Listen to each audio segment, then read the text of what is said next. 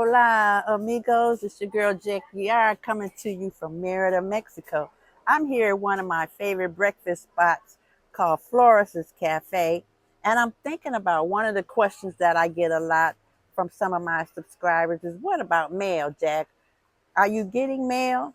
And I have to be honest and tell you, I have not seen a mailman, nor have I seen a mail truck. So today's video is going to be about mail service in Merida, Mexico, and how to get around it, things that you can do to secure your mail. All right.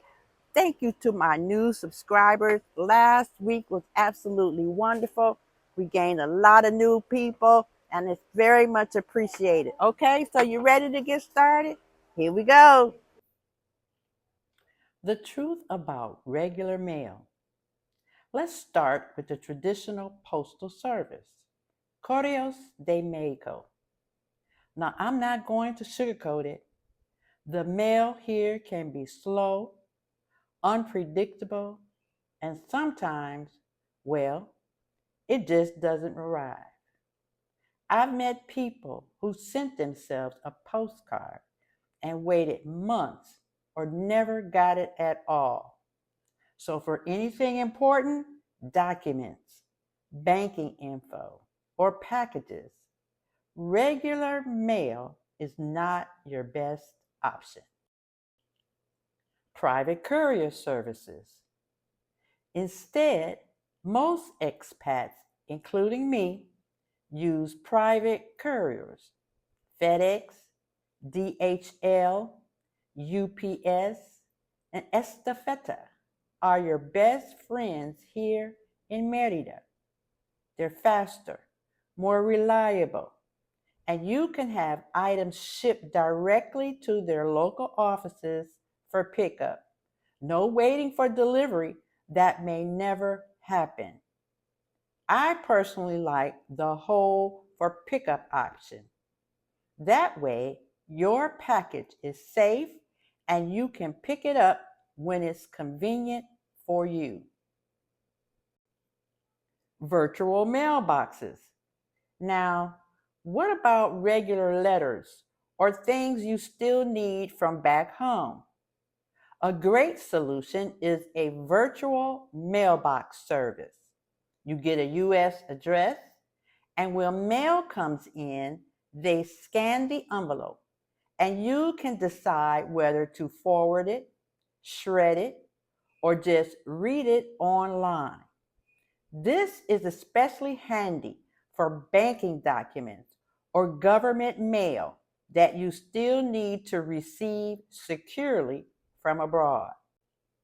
The Expat Mail Mule Network.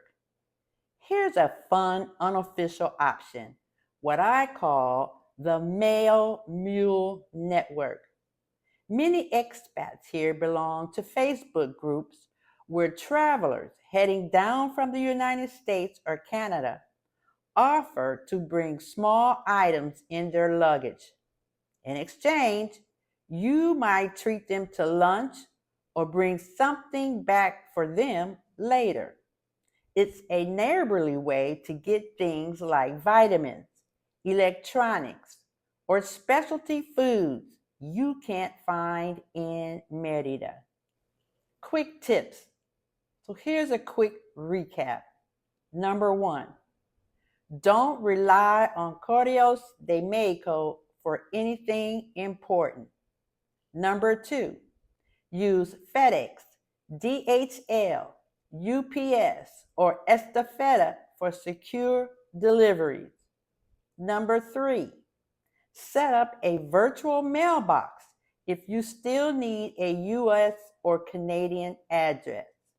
Number four, tap into expat Facebook groups for occasional small deliveries.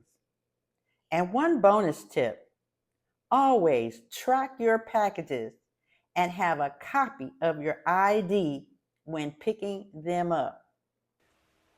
Living in Merida, Mexico is wonderful, but there are a lot of things that you have to adapt to living here in Mexico and Merida specifically.